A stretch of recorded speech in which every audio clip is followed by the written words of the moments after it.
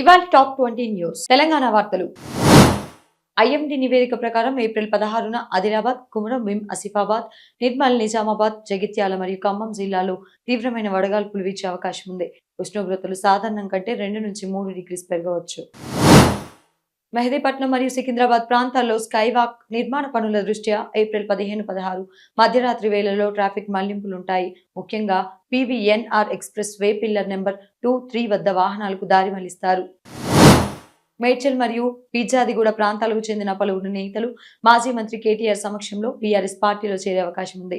దీనికి సంబంధించిన రాజకీయ కార్యకలాపాలు రేపు ఊపందుకోనున్నాయి. హైదరాబాద్లోని లలిత కళాతోరణంలో చలనచిత్ర ప్రదర్శనలు పునః ప్రారంభమయ్యాయి. ఏప్రిల్ 16న సాయంత్రం 6 గంటలకు తాండేల్ సినిమాను ప్రదర్శించనున్నారు. రాష్ట్ర వ్యాప్తంగా ధాన్యం కొనుగోలు కేంద్రాల పనితీరుపై జిల్లా కలెక్టర్లు క్షేత్రస్థాయి సమీక్షలు నిర్వహించనున్నారు. జాప్యం జరుగుతున్న కేంద్రాలపై కఠిన చర్యలు తీసుకునే ఛాన్స్ ఉంది. ఎండల తీవ్రతతో విద్యుత్ డిమాండ్ రికార్డు స్థాయికి చేరుకోవడంతో అంతరాయం లేని సరఫరా కోసం ట్రాన్స్కో ప్రత్యేక బృందాలను రంగంలోకి దించనుంది. ధరణి పోర్టల్ పెండింగ్ దరఖాస్తుల పరిష్కారానికి సంబంధించి ప్రభుత్వం నుండి కొత్త మార్గదర్శకాలు లేదా స్పష్టత వచ్చే అవకాశం ఈ రోజు కలిగింది. ఏపీ వార్తలు. ఏప్రిల్ 15న విడుదలైన ఇంటర్ ఫలితాలలో రికార్డు స్థాయిలో 77% ఉత్తీర్ణత నమోదైంది. ఫెయిల్ అయిన విద్యార్థుల కోసం మే లేదా జూన్లో జరిగే అడ్వాన్స్డ్ సప్లిమెంటరీ పరీక్షల రిజిస్ట్రేషన్ వివరాలు రేపు వెలువడనున్నాయి. కేంద్రం ప్రతిపాదించిన డీలిమిటేషన్ బిల్లు వల్ల దక్షిణాది రాష్ట్రాల సీట్లు తగ్గే అవకాశం ఉందన్న ఆందోళన నేపథ్యంలో ఏపీ రాజకీయ వర్గాల్లో దీనిపై తీవ్ర చర్చ జరగనుంది. కోస్తాంధ్ర ప్రాంతంలో వేడి మరియు తేమతో కూడిన వాతావరణం కొనసాగుతుందని ప్రజలు అప్రమత్తంగా ఉండాలని వాతావరణ శాఖ హెచ్చరించింది.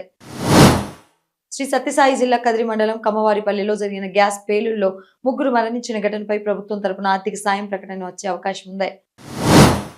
రాష్ట్రంలో వైఎస్ఆర్సీపీ పార్టీ కార్యాలయాలపై జరుగుతున్న దాడులకు నిరసనగా వైఎస్ఆర్సీపీ నేతలు రేపు కొన్ని చోట్ల ధర్నాలు చేసే అవకాశం ఉంది. 13 ఏళ్లలోపు పిల్లలకు సోషల్ మీడియాను నిషేధించే అంశంపై ఏపీ ప్రభుత్వం తీసుకున్న ప్రాథమిక నిర్ణయంపై ప్రజాభిప్రాయ సేకరణ లేదా తదుపరి అడుగులు ఈ రోజు పడవచ్చు. జాతీయ వార్తలు. మహిళా రిజర్వేషన్ బిల్లు మరియు నియోజకవర్గాల పునర్విభజన బిల్లులపై చర్చించడానికి పార్లమెంట్ ప్రత్యేకంగా ఈ రోజు సమావేశం కానుంది. తమిళనాడులో నియోజకవర్గాల పునర్విభజన బిల్లును వ్యతిరేకిస్తూ తమిళనాడు సీఎం ఎంకే స్టాలిన్ ఏప్రిల్ 16 అంటే ఈ రోజు ఇల్లు మరియు బహిరంగ ప్రదేశాల్లో నలుపు జెండాలు ఎగరవేయాలని పిలుపునిచ్చారు.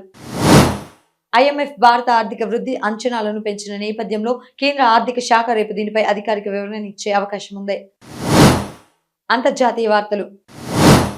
మధ్యప్రాచ్యంలో పెరుగుతున్న ఉద్రిక్తతలపై భద్రతా మండలి అత్యవసరంగా సమావేశమై చర్చించే అవకాశాలు ఈ రోజు ఉన్నాయి. హార్ముజ్ జలసంధి గుండా వెళ్తున్న చమురు ట్యాంకర్లను అడ్డుకోవడానికి అమెరికా నౌకాదళం తీసుకుంటున్న చర్యలపై అంతర్జాతీయ సమాజం స్పందించే అవకాశం ఈ రోజు కనిపిస్తోంది. ఐపీఎల్ మ్యాచ్లలో స్లో ఓవర్ రేట్ కారణంగా అజింక్య రెహానేకు 12 లక్షల జరిమానా విధించారు. రేపు జరిగే ఇతర కీలక మ్యాచ్ల ఫలితాలపై క్రీడా ప్రపంచంలో ఆసక్తి నెలకొంది.